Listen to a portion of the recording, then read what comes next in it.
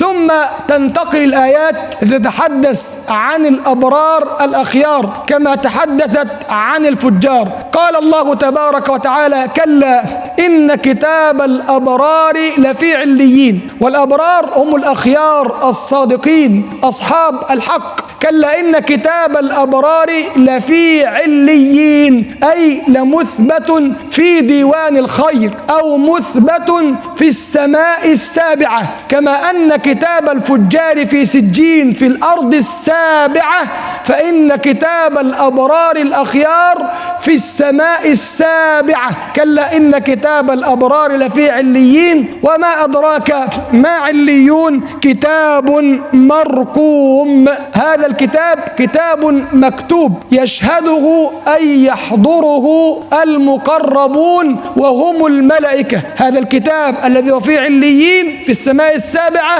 يشهده أي يحضره المقربون وهم الملائكة، يشهده المقربون. ثم قال الله: إن الأبرار لفي نعيم، أي ينعمون ويتنعمون في جنة عرضها السماوات والأرض. إن الأبرار لفي نعيم. ما هو هذا النعيم؟ قال لك: على الأرائك ينظرون. الأرائك جمع أريكة، وهي السرر، يعني قاعدين كده مريحين على السرائر بتاعتهم وينظرون. إلى من ينظرون؟ قال لك: ينظرون إلى رب العزة جل وعلا. وجوه يومئذ ناظرة إلى ربك ناظرة. فهؤلاء الأبرار على الأرائك ينظرون، أي ينظرون إلى الله تبارك وتعالى.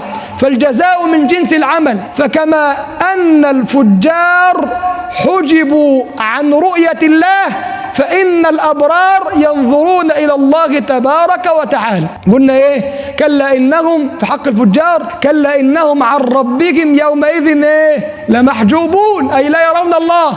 أما الأبرار الأخيار قال لك: على الأرائك ينظرون، أي على السرائر ينظرون إلى الله تبارك وتعالى. تعرف في وجوههم، وفي قراءة يعقوب تعرف في وجوههم نضرة نعيم، أي وجوههم فيها نضارة، ووجوههم فيها بهجة، ووجوه مفرحة مبهجة. تعرف في وجوههم نضرة نعيم. يسقون في الجنة من رحيق مختوم. قال لك: الرحيق أجود أنواع الخمر وأصفاه، هو شراب لذيذ فيه لذة للشاربين. هذا هو الرحيق. يسقون من رحيق مختوم ختامه مسك، يعني في آخر هذا الشراب الذي هو الرحيق المختوم فيه مسك في الآخر، في ختام هذا الشراب، أي يكون آخر شرابهم من الرحيق يكون المسك، ذا الطعم الجميل وذا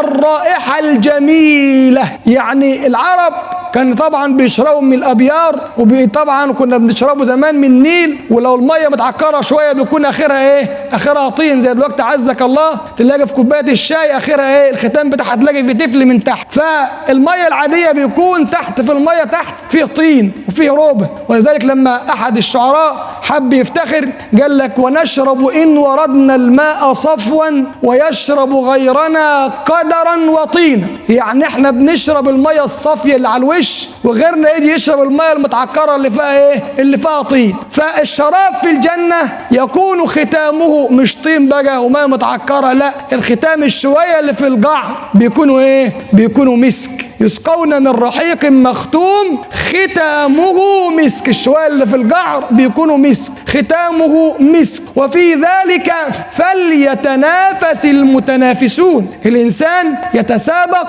ويتنافس على فعل الخير، كما قال ربنا: فاستبقوا الخيرات وسارعوا وسابقوا إلى مغفرة من ربكم. وفي ذلك فليتنافس المتنافسون. ومزاجه، أي المزاج هو الخلاط، يعني مخلوط بشيء. ومزاجه أي مخلوط أو ما يمزج به من تسنيم. هذه التسنيم هي عين في الجنة، شرابها أشرف شراب وألذ شراب هذا هو التسنيم، ومزاجه من تسنيم عينا يشرب بك المقربون. يبقى التسنيم ده عين في الجنة ينبع منها ماء لذيذ من أشرف أنواع المياه، ماء لم يتغير طعمه، وماء غير آسن، ماء غير آسن، أي يشربون من هذه الماء أو من هذه العين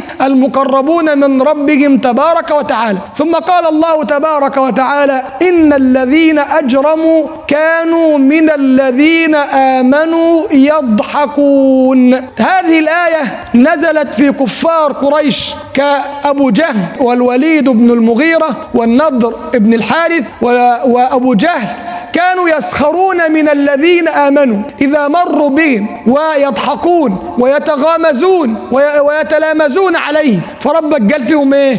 إن الذين أجرموا كانوا من الذين آمنوا يضحكون. وفي رواية أنه مر عليهم سيدنا علي بن أبي طالب ومعه جماعة من فقراء المسلمين، فتغامز وضحك عليه كفار وزعماء قريش. إن الذين أجرموا كانوا من الذين آمنوا يضحكون، وإذا مروا بهم مروا أمامهم يعملوا إيه؟ يتغامزون. الغمز معروف، يقعد يعيب ويأوز عليه. وإذا انقلبوا إلى أهلهم انقلبوا فكهين، يعني متلذذين بمن تغمزوا وتلمزوا عليه. وهذا وعادة المجرمين في كل زمان. تلاقي ناس كده: رايح فين يا عم؟ راح أصلي. طب خدنا على جناح. يقعد يستهزأ ويتمجلت عليك ويسخر منك. فهذه الآية وإن كانت نزلت في الكفار إلا أنها عامة، ولذلك قال الله عنهم: إن الذين أجرموا، ولم يقل إن الكفار. فالمجرم قد يطلق على المسلم الذي يستهزئ ويتغمز ويتلمز على غيره. إن الذين أجرموا كانوا من الذين آمنوا يضحكون، يقعد يضحك عليك ويتمهكل بيك وانت معدي. وإذا مروا بهم يتغامزون. الحق عمك الشيخ معدي، الحق يا عم خدنا على جناحك يا عم.